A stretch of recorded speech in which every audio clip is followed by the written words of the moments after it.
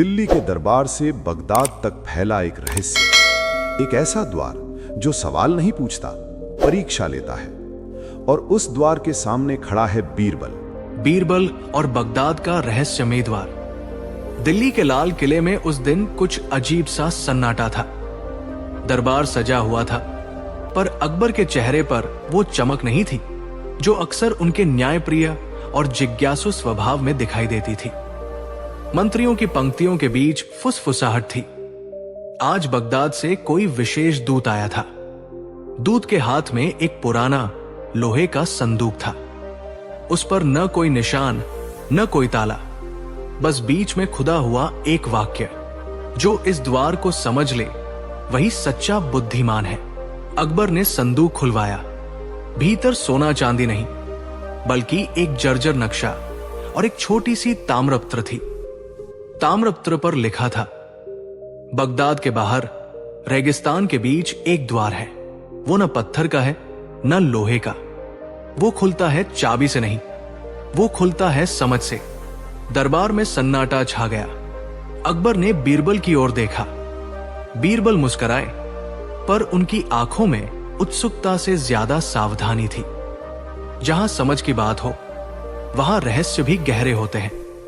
जहां पनाह, बीरबल बोले। अकबर ने आदेश दिया, बीरबल, तुम बगदाद जाओ, इस द्वार का रहस्य जानकर लौटो। दिल्ली से बगदाद तक शाही काफिला कई दिनों तक रेगिस्तान में चला। दिन में सूरज आग उगलता, रात में ठंडी हवाएं आत्मा तक कंपा देती। एक रात जब काफिला रुका, बीरबल को एक बूढ़ा फकीर मिला। उसकी आंखें अजीब चमक से भरी थी। फकीर ने कहा, बगदाद में प्रश्न नहीं पूछे जाते, वहां चालें चली जाती है। बीरबल ने प्रणाम किया, पर कुछ नहीं बोले। उन्होंने समझ लिया, ये यात्रा केवल दूरी की नहीं, बुद्धि की भी है। रहस्यमयी नगर बगदाद। बगदाद पहुंचना आसान था, पर वहां टिकना नहीं। नगर समृद्ध था, पर लोगों के चेहरों पर डर साफ दिखता था। हर कोई धीमे बोलता, जैसे दीवारों के भी कान हो। बगदाद के बादशाह खलीफा जारून ने बीरबल का स्वागत तो किया, पर उसकी मुस्कान में सच्चाई नहीं थी। सुना है, दिल्ली का बीरबल हर पहेली सुलझा लेता है, बादशाह ने कहा। बीरबल ने झुककर उत्तर दिया, मैं सिर्फ सच ढूंढने की कोशिश करता हूं। जहां पना। बादशाह ने एक लंबी सांस ली। अगर तुम वो द्वार खोल सको, तो बगदाद तुम्हारा ऋणी होगा। अब तक जो भी गया, लौट कर नहीं आया। रेगिस्तान का द्वार। तीसरी रात बीरबल को रेगिस्तान में ले जाया गया। चांदनी में एक अजीब दृश्य था। एक विशाल द्वार जो हवा में खड़ा प्रतीत होता था। न कोई दीवार, न कोई महल, बस एक द्वार। उस पर लिखा था, सच बोलोगे तो भीतर जाओगे, चाल चलोगे तो यही रह जाओगे। जैसे ही बीरबल पास पहुंचे, द्वार से आवाज आई, बताओ सबसे बड़ी शक्ति क्या है? बीरबल तुरंत नहीं बोले। उन्होंने देखा रेगिस्तान, आकाश, चांद और फिर अपनी सांस को। संयम, उन्होंने कहा। द्वार शांत रहा। फिर दूसरा प्रश्न, सबसे बड़ा शत्रु? अहंकार। द्वार हल्का सा चमका। फिर अंतिम प्रश्न, अगर सत्य से सत्ता चली जाए तो क्या चुनोगे? बीरबल मुस्कुराए, सत्ता बिना सत्य के बोझ है, मैं सत्य चुनूंगा। द्वार का रहस्य। द्वार खुला, पर भीतर कोई खजाना नहीं था, सिर्फ एक विशाल दर्पण। बीरबल ने उसमें देखा एक साधारण मनुष्य। तभी आवाज आई, जो स्वयं को समझ ले वही संसार को समझ सकता है। ये द्वार किसी को नहीं परखता, ये इंसान को उसका असली चेहरा दिखाता है। बीरबल ने आंखें बंद की। उन्हें समझ आ गया, ये द्वार बुद्धि नहीं, नियत देखता है। बगदाद की साजिश।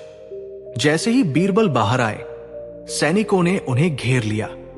बादशाह जारून ने स्वीकार किया, ये द्वार हमने बनाया था ताकि सच्चे बुद्धिमान को ढूंढ सके, पर अब मुझे डर है, तुम मेरी सत्ता के लिए खतरा हो।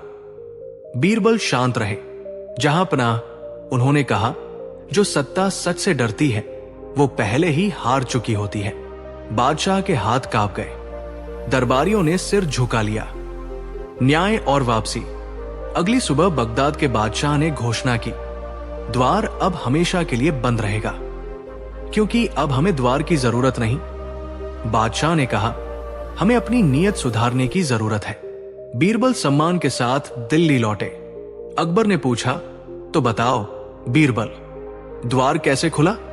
बीरबल मुस्कुराए, जहां पनाह, कुछ द्वार बाहर नहीं होते, वे हमारे भीतर होते हैं।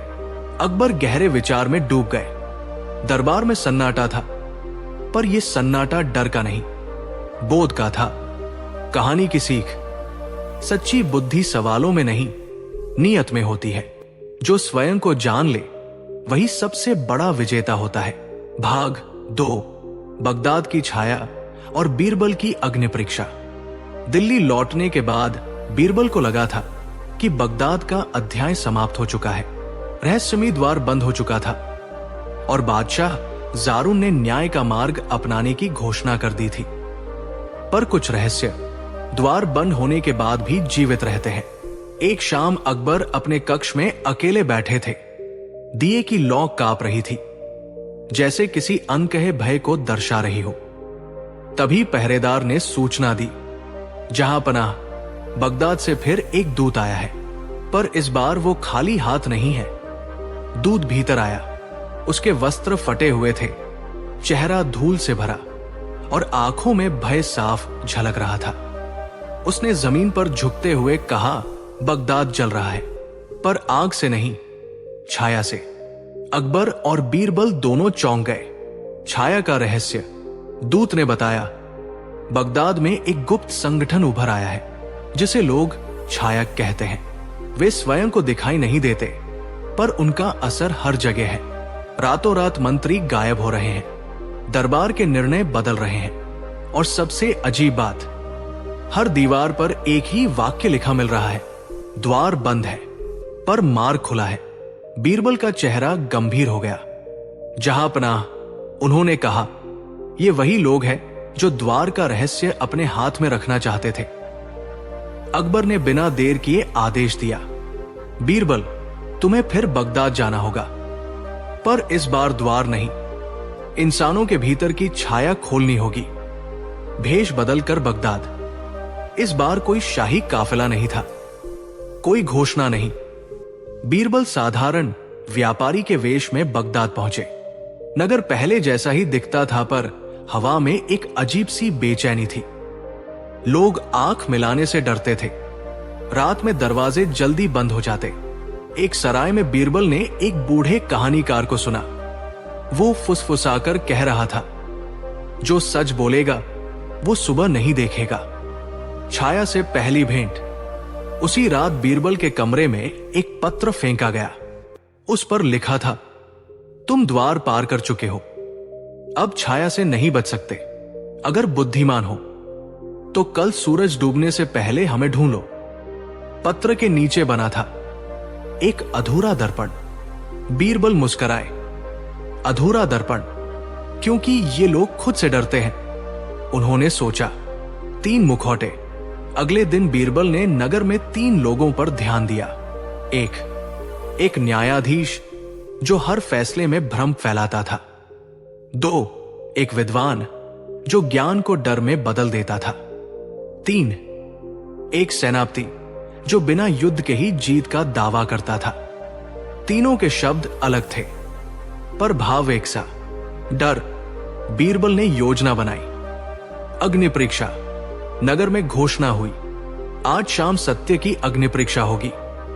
जो निर्दोष है उसे आग नहीं जलेगी। ये सुनते ही छाया घबरा गई, क्योंकि उन्हें पता था आग झूठ नहीं पहचानती, पर सच बोलने वाले का साहस पहचान लेती है। शाम को जब अग्नि परीक्षा शुरू हुई, बीरबल ने अचानक घोषणा कर दी, ये परीक्षा आग की नहीं, आत्मा की है। उन्होंने कहा, जो सच में निर्दोष है वो आगे आए। आग को छूने की जरूरत नहीं। तीनों में से 2 पीछे हट गए। एक आगे बढ़ा, वो विद्वान था। उसका मुखौटा गिर पड़ा। छाया का पतन। सच सामने आते ही बाकी लोग भी टूट गए। पता चला छाया कोई संगठन नहीं, डर से बना हुआ एक जाल था जिसे कुछ चतुर लोग चला रहे थे। बगदाद के बादशाह जारून ने दरबार में स्वीकार किया। मैंने डर को हथियार बनने दिया और वही मेरी सबसे बड़ी भूल थी। उन्होंने बीरबल के सामने सिर झुका दिया। अंत नहीं, शुरुआत। दिल्ली लौटते समय बीरबल फिर उसी रेगिस्तान से गुजरे जहां कभी वो रहस्यमयी द्वार था। अब वहां कुछ नहीं था, सिर्फ खुला आकाश। बीरबल मुस्कुराए। जब भीतर का द्वार खुल जाए तो बाहर के द्वार अपने आप मिट जाते हैं। भाग 2 की सीख। सबसे बड़ा अंधकार बाहर नहीं, डर के भीतर होता है। बुद्धि से ज्यादा साहस जरूरी है